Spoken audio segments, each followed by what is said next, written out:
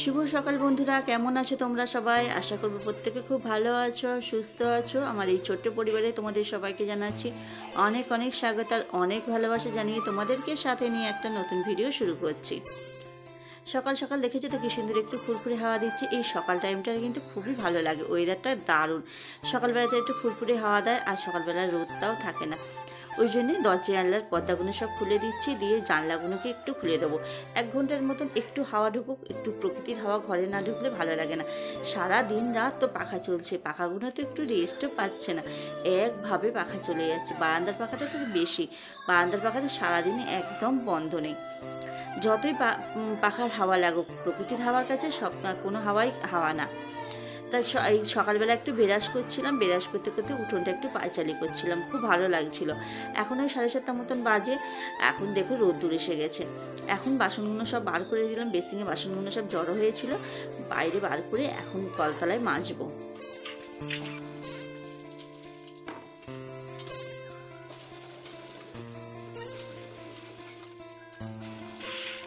রান্নাবান্না তো হয়ে গেছে, বাসন কুসনগুলো একটাও সকাল থেকে মাজিনি, মানে জড়ো করে রেখেছিলাম, এখন মাজছি। এই চায়ের কাপ টাপ সব কালকে, এখনও চাও খাওয়া হয়নি।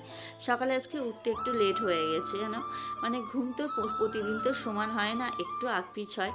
আর আজকে যেন অ্যালার্ম বেজেই যাচ্ছে, চোখ চাইতে পারছি না।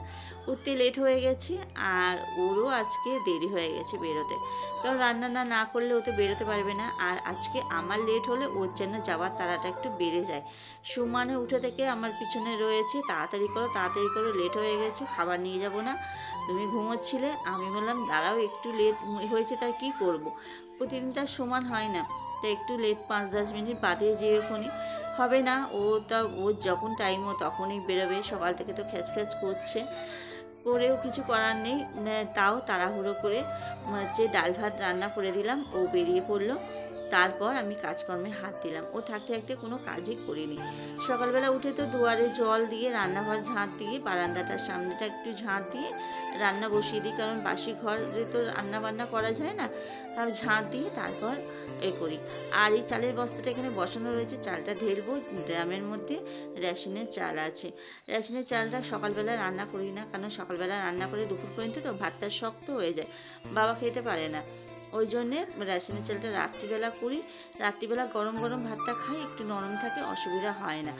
আর ওর মধ্যে মনে করছি একটা চালে দিলাম তো অসুবিধা হয়ে গেছে, ওর মধ্যেই চালটা রয়েছে, এই চালটা ঢেলতে পারছি না।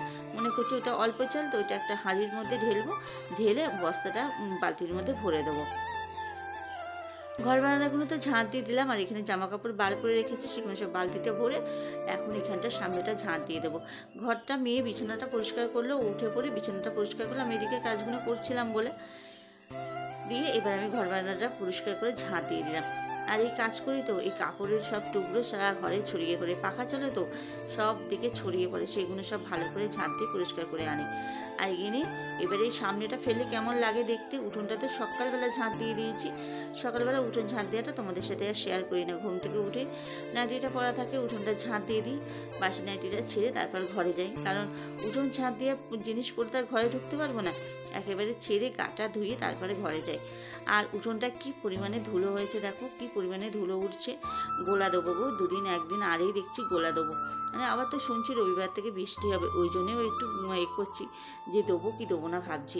মানে গরু তো নেই এখানে কারোর, যে কাকিমা খোলা নিয়ে যায়, ওদের একটাই গরু রয়েছে, তা কাকিমার কাছ থেকে চেয়েছি যে কাকিমা একটু গোবর দেবে, গোলা দেবো। আগে যখন না পরে নিজের বাড়ি কল ছিল না, পরের বাড়ি থেকে জল টেনে নিয়ে এসে, কল টেনে জল টেনে নিয়ে এসে, তখন কত বড় উঠোন ছিল, এখন তো উঠোন ছোট হয়ে গেছে, তখন কত বড় উঠোন ছিল, গোলা দিতাম। এই গরমকাল পড়লেই না সপ্তাহে 3 দিন 4 দিন গোলা দিতাম। এই ধুলো সব ঘরবাড়ি ভর্তি হয়ে যাচ্ছে। আর উঠোনে না পুরো চগলা উঠতো, মাঠে যেরকম চগলা ওঠে খাবড়া খাবড়া, এই উঠোনে সেরকম চগলা ওঠে। ওই জন্য গোলা দিলাম, উঠোনটা দেখতে ভালো লাগতো। আর গোলা থাকতে থাকতে আবার গোলা দিতাম, বেশ সুন্দর লাগতো উঠোনটা। আর এখন দেখো নিজের বাড়ি মোটর বসিয়েও না, মানে সে গোলা দেওয়া হচ্ছে না। আগে কি সুন্দর গোলা দিতাম, কাজের অনেক ছিল, আর যত দিন যাচ্ছে না সব চলে যাচ্ছে, আর কিছুই করতে ইচ্ছা করছে না। কিন্তু এই ধুলো ঘরবাড়ি পুরো ভর্তি হয়ে যাচ্ছে, এই ধুলোই ধুলো হয়ে যাচ্ছে।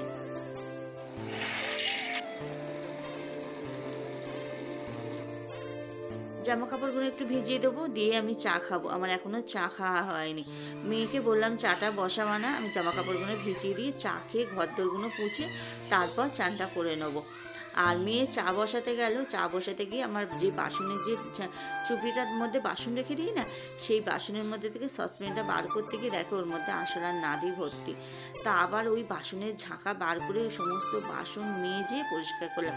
এত পরিমাণে আরশোলা উপদ্রব করছে না রান্নাঘরটা, মানে একটা জিনিস দেখে শান্তি পাচ্ছি না আমি।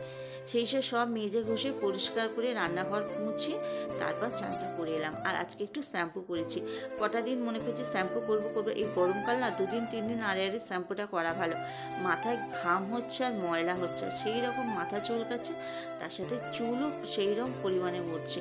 আর আমাদের এমনি কলের জলে প্রচণ্ড পরিমাণে আয়রন। মাথায় সামনেটা ভেজাই তো, আর বেশি ভেজাই না। আর এখন গরম পড়েছে না, পুরো মাথাটাই জল ঢেলছি। চুলটা সেরকমভাবে শুকানো হচ্ছে না, চান করেই রান্নাঘরে ঢুকে যাচ্ছি। ওই জন্যে চুলটা মনে করছি আর গন্ধও বেরোচ্ছিল, আর চুলটা উঠছে প্রচণ্ড। ওই জন্য একটু শ্যাম্পুটা করে নিলাম। আর এখন যাচ্ছি একটু বাজারে, তোমাদের দাদাভাইয়ের একটু ওষুধ আনবো, ওর ওষুধ ফুরিয়ে গেছে, ওর ওষুধটা আনতে যাচ্ছি। চলো বাজার থেকে ঘুরে আসি, ওর ওষুধ নিয়ে ঘুরে আসি, তারপর আবার দেখা হচ্ছে। এখন দুপুরবেলা সোজা চলে এসেছি ভাত বাড়তে। যে বাড়িতে এসেছি, এসে মেয়ে পুজো দিল, মেয়ের পুজোর বাসনটা মাজতে গেছি। মাজতে গিয়ে না আমার ওই ওখানটা একটা পেরেক ছিল, পায়ে পেরেক ফুটে গেছে। মানে তারপর থেকে আর ভিডিওটা অন করিনি, বসেই ছিলাম পা নিয়ে। এখন দুপুরবেলা খাওয়া দাওয়া করতে এসেছি। আর আজকে রান্নাবান্না করে তোমাদের দেখানোই তো হয়নি। এই দেখো হচ্ছে ভাত, আলু সিদ্ধ দিয়েছি। আলু সিদ্ধটা সকালবেলা মেখে রেখেছিলাম, ওকে দিয়েছিলাম মেখে, ওই জন্যে মাখাই ছিল। সকালবেলা মেয়েও ভাত খায়নি, আমিও খাইনি, শুধু বাবা ভাত খেয়েছে। আর এখানে ডিম ভেজে রেখেছি, আর পটল ভেজেছি, আর টকের ডাল করেছি। এই হলো আজকে আমাদের দুপুরবেলা মেনু। আর একটু পুঁই শাক ছিল, পুঁই শাক রান্না করবো ভাবছিলাম, কিন্তু কুমড়ো নেই বলে পুঁই শাকটা রান্না করিনি। কালকে রান্না করবো বলে রেখে দিয়েছিলাম, আর তরকারি করিনি। তো চলো খাওয়া দাওয়াটা করে নিই, আবার পরে আসছি কথা বলতে। গুড ইভিনিং বন্ধুরা, এখন সন্ধেবেলা একটু চাউমিন করতে এসেছি। সন্ধেবেলা খিদে পেয়েছে, মেয়েটা বলছে আমি কী করবো, আর ও বাড়ি এসে বলে খিদে পায়, সেই দুপুরবেলা ভাতটা খায় তো, ও বাড়ি এসে বলে যে খিদে পায় কী খাবো। আর আজকে তরকারি তো করিনি, দুপুরবেলা তরকারি করলেও একটু তরকারি মুড়ি খেত। ওই জন্য মনে করলাম চাউমিন আছে, একটু চাউমিন করি। এখানে কোনো তো সবজি নেই, ওই জন্যে আলু পেঁয়াজ ডিম ভেজে চাউমিনগুলো দিয়ে একটু গোলমরিচের গুঁড়ো ছড়িয়ে দিয়েছি, কাঁচা লঙ্কা দিয়েছি, দিয়ে করলাম। আর এখানে একটু আলু পেঁয়াজ লঙ্কা তখন ভেজেছিলাম না, একটু তুলে রেখেছিলাম। রাত্রে একটা জল দেওয়া ভাত আছে, জল দেওয়া ভাতগুলো ও আর বাবা দুজনে খেয়ে নেবে। আর এই চাউমিন মেয়ে আর আমি রাত্রিবেলা খেয়ে নেবো। মেয়ে এখন সন্ধ্যাবেলা একটু টিফিন খাবে চাউমিন, আমি আর সন্ধ্যাবেলা খাবো না, আমি চা বিস্কুট খাবো।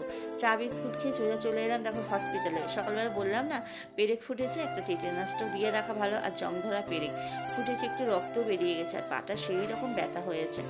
ওই জন্য আজ সকালবেলা আসিনি, অনেকটা রাস্তা হেঁটে আসবো, ওই জন্য মনে করলাম ও বাড়িতে আসুক, ওর সাথেই আসবো।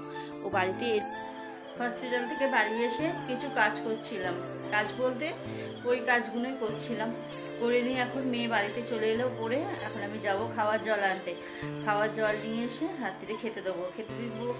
আমরা তো কিন্তু ভাত খাবো না, চাউমিন করেছিলাম, সন্ধ্যাবেলা চাউমিন খাওয়া হয়নি, তাই চাউমিন খেয়ে নেবো। আর অল্প কটা জল দেওয়া ভাত আছে, আলু ভাজা দিয়ে ওকে দিয়ে দেবো এই রাত্রে খাওয়া। হাতটা প্রচণ্ড ব্যথা হয়েছে, কাজ করতে পারছি না, বা হাতটা চেপে যে কাজ করবো না, করতে পারছি না, প্রচণ্ড হাত ব্যথা হয়েছে। আর টিটেনাস তো বলছে ব্যথা হবে, 2.5 দিন ব্যথা থাকবে, কী করে কাজ করবো সেইটাই ভাবছি। আর প্রচণ্ড পরিমাণে গরম হচ্ছে, পাখা অফ করে কথা তো বলতে পারছি না। আজকের ভিডিওটা এখানেই শেষ করছি। ভিডিওটা যদি তোমাদের ভালো লাগে একটা লাইক করে দিও, কমেন্ট করে জানিও কেমন লাগছে। কালকে একটা নতুন ব্লগের সাথে তোমাদের সাথে আবার দেখা হবে। ততক্ষণ সবাই ভালো থাকো, সুস্থ থাকো। Good night, tata.